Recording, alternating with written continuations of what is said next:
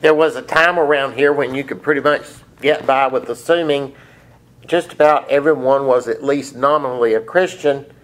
There were a few scattered people around who didn't believe in God and wanted nothing to do with Christianity, but they were few and far between, and we probably didn't come in contact with those people very much. Today we live in a completely different situation. More and more people every year are moving into the category of non-believers. Now, maybe in the past we could have convinced ourselves that we lived in a Christian society, but today I don't think there's any illusions about that. We're living in a society that definitely is not Christian, and there is every indication it will continue moving farther and farther away from Christian as the years go on. And so the question arises, how do we as Christians live in a non-Christian society? How do we live our lives as Christians when the majority of people around us are not Christians? Now, as society continues to move farther and farther away from anything that could remotely be considered Christian, it is good to stop and think of how do we as Christians live in such a society. Now, some Christians, and admitted these are a very small minority, take the position that Christians should, as much as possible, simply withdraw from society. That Christians should form their own society within a society as much as possible and disengage as much as possible from the larger society. Now, there is a movement in Christianity that advocates doing that, but it's small. The great majority of Christians say that we're just going to have to learn to deal with living in a society that is moving farther and farther away from anything that could be considered Christian. So today I thought it would be interesting to think about how to do that. And in thinking about that, I wanted us to consider a group in the New Testament of Jewish leaders called the Pharisees. Now, the Pharisees are very prominent in the Gospels. They are there a lot in the Gospels. Pharisees were not priests. They were not official priests that did things in a temple. They were teachers. And they were teachers mainly of the Jewish law. They, in general, were not found in temples. They were found out among the people. The Pharisees, in other words, were the teachers of the common people. And they taught people to follow Jewish law. And as far as most historians can tell, Pharisees were very popular with the people back then. They were well liked and well respected. And they were the religious group, apparently, that were most looked up to by the general population. We see very early in the Gospels, though, that the Pharisees did not like Jesus. From the very beginning of Jesus' public ministry, they're there. And they're griping at him. They're criticizing him. They're trying to trap him. They follow him around. And it's not long until the Gospels tell us that the Pharisees are plotting to get rid of Jesus. That reading we heard from the Gospel of Mark is our Gospel reading. That's near the beginning of the Gospel of Mark. And right there, near the first part of the Gospel of Mark, we see the Pharisees going out with another group plotting how they might get rid of Jesus. Now, the Pharisees refused to believe that Jesus was from God, and the reason they refused to believe that was that Jesus taught things that didn't go along with what they believed about God. The Pharisees were sure they understood God. They were sure that they understood God better than anybody else. In fact, they had the idea that they were the only ones who really did understand God. And so they held themselves up as being really above all others. We're the only ones who know the answers. But yet when God came to earth as Jesus, they not only did not recognize him, they were among the major players that killed him. You see, they were so sure they understood all about God, and yet when God came and stood among them, they did not recognize him. How could they have been so wrong? I want you to imagine a minute two men. They're up in Alaska. And one man is a Christian, one's an atheist, and they're talking. And the atheist says, I have reasons for not believing in God. It's not like I just came up with this. I've had experience trying out God in prayer. Just last month, I got caught in a blizzard. I was away from camp, and it was just like a whiteout, and I didn't have any idea which direction to go to get back from camp to camp. I was lost, and I thought, okay, this is the end. And so I dropped down on my knees and I said, God, if there is a God up there, I'm in really dangerous straits here, and you're going to have to help me out. I've got to get out of here or I'm going to die, so please help me.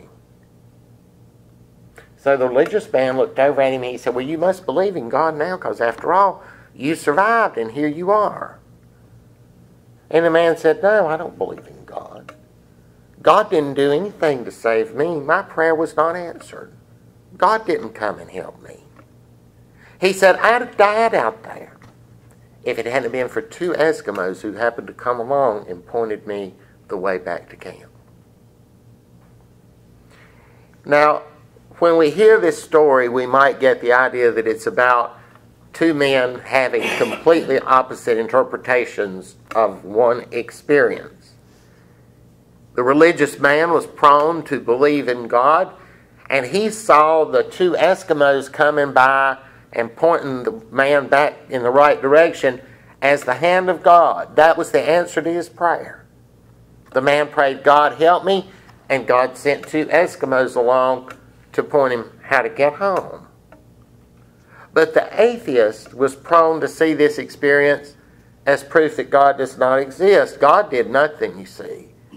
If it hadn't been for those two Eskimos coming along purely by chance, he would have been dead.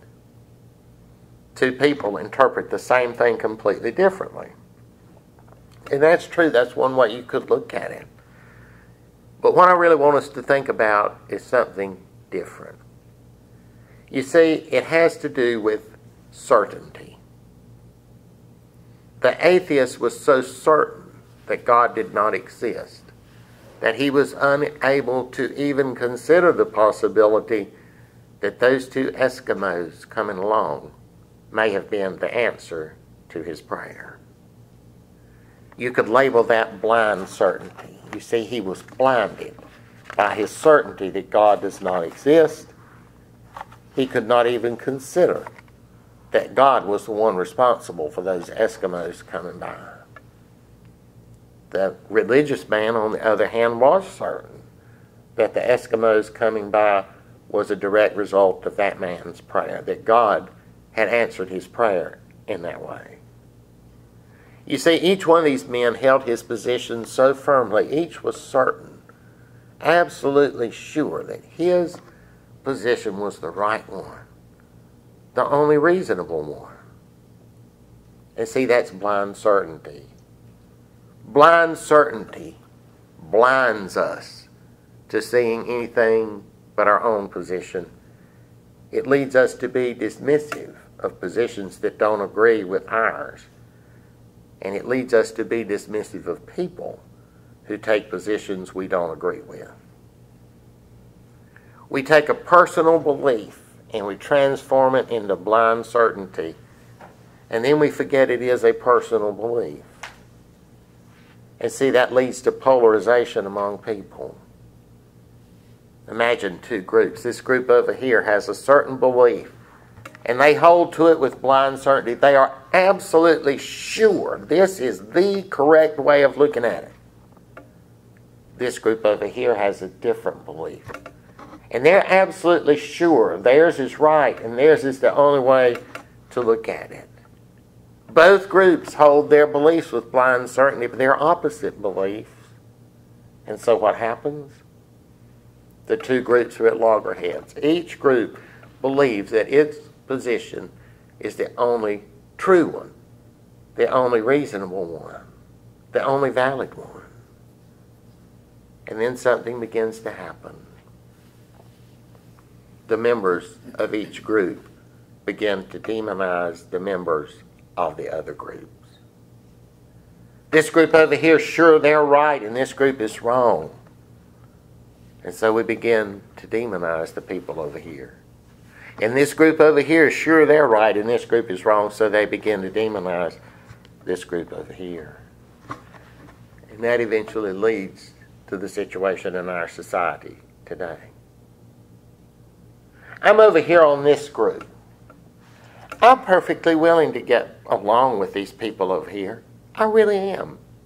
All they have to do is agree with me and come over here and become a member of this group. If they won't do that, if they won't agree with us, I don't have time of day for them. If they would just see things the way I do, I can get along with them fine. But if they won't, to me they're filth and trash. Or as one politician put it a while back, deplorable. And then something else might happen. It's tempting to think that the people in this group over here just don't know any better. You know, we're in this group over here, and, you know, the reason they don't agree with us is because these people over here just don't know any better. They don't have a complete understanding of things. If we could just educate them, we're sure we could bring them around to our way of looking at things. If we could provide them the proper information, they'd see things our way.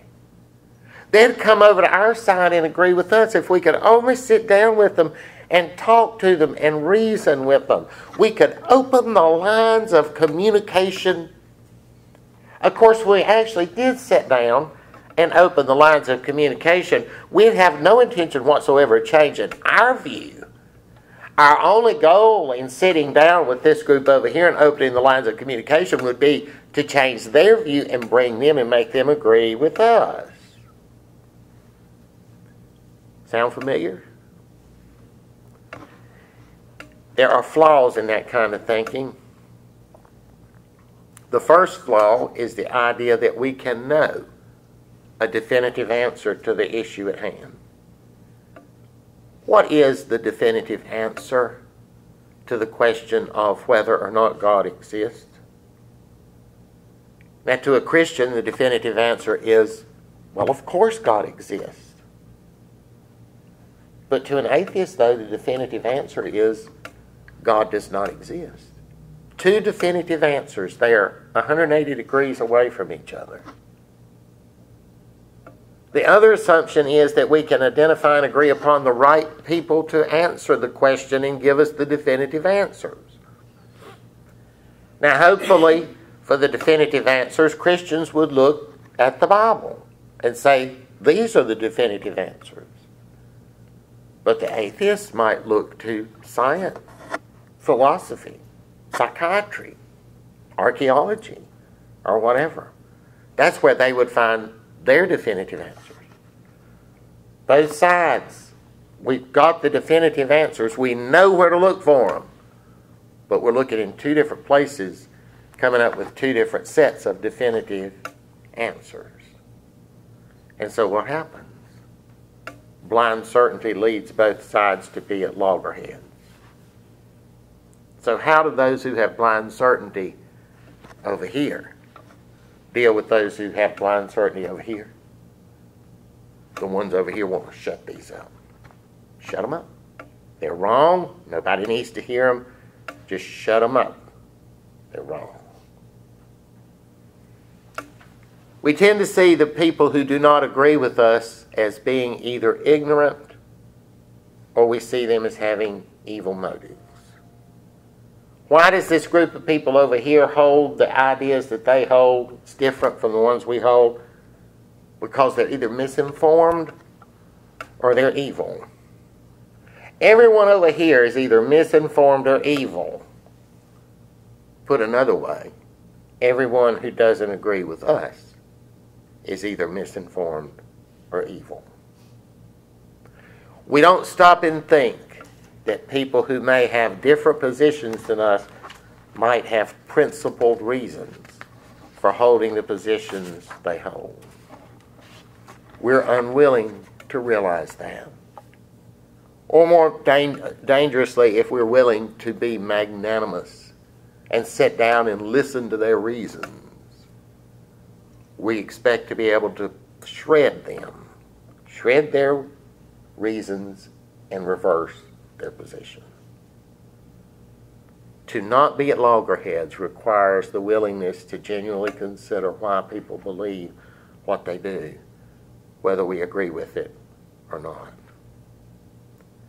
When we behave as though our position is the result of us having a definitive answer, when we behave as though all who disagree with us are either ignorant or evil, we will never be able to move forward.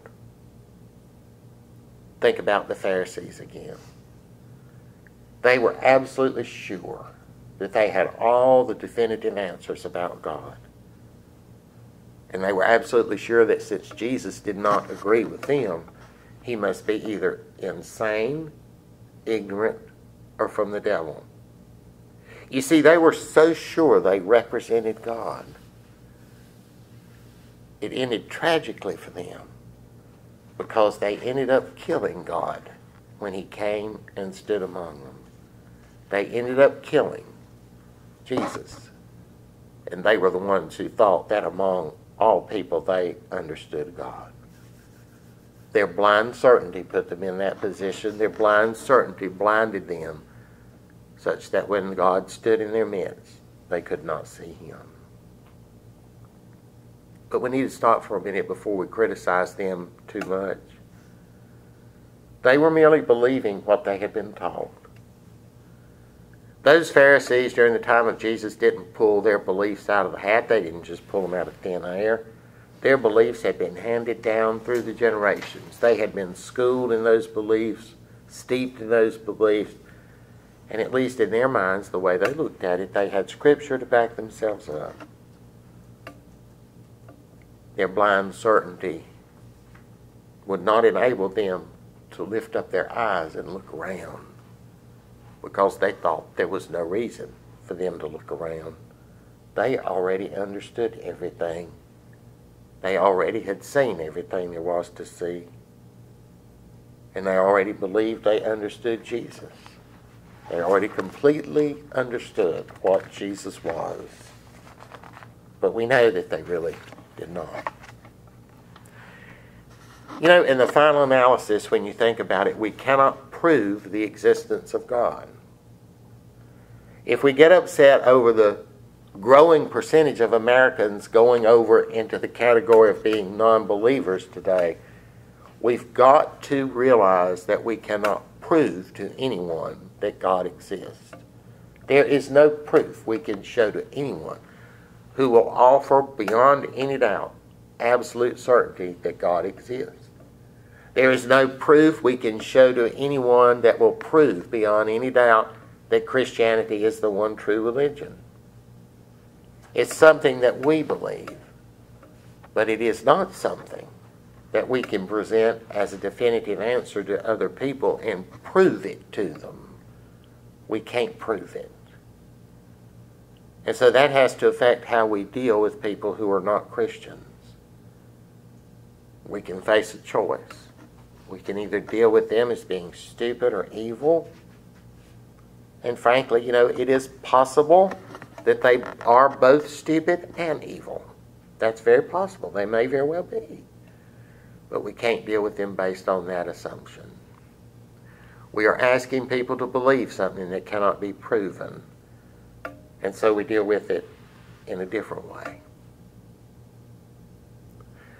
We have to accept the fact that these people who have moved from the category of believer to non-believer are probably never coming back to the believer category, not the way things are going in society today.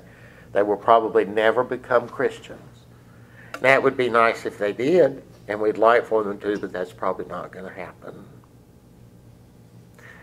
And so when you get right down to it, we have to accept that the larger society will increasingly take positions that are not Christians.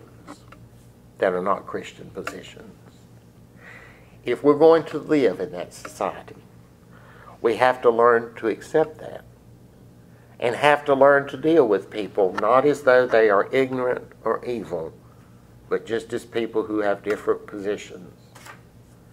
And that's the only way we're going to be able to live at peace in a society that is rushing headlong away from Christian principles. You know, we face the choice that we could either constantly be at loggerheads with people. If we do that, we'll accomplish nothing but raising our own blood pressure. Or we can simply accept that now, due to the way things are, we're going to have to learn in peace with those who take non-Christian positions and have non-Christian lifestyles and attitudes. And that's a hard thing to say and a hard realization to come to. And because that is so hard, I believe that more and more Christians will start going more towards the first option we talked about.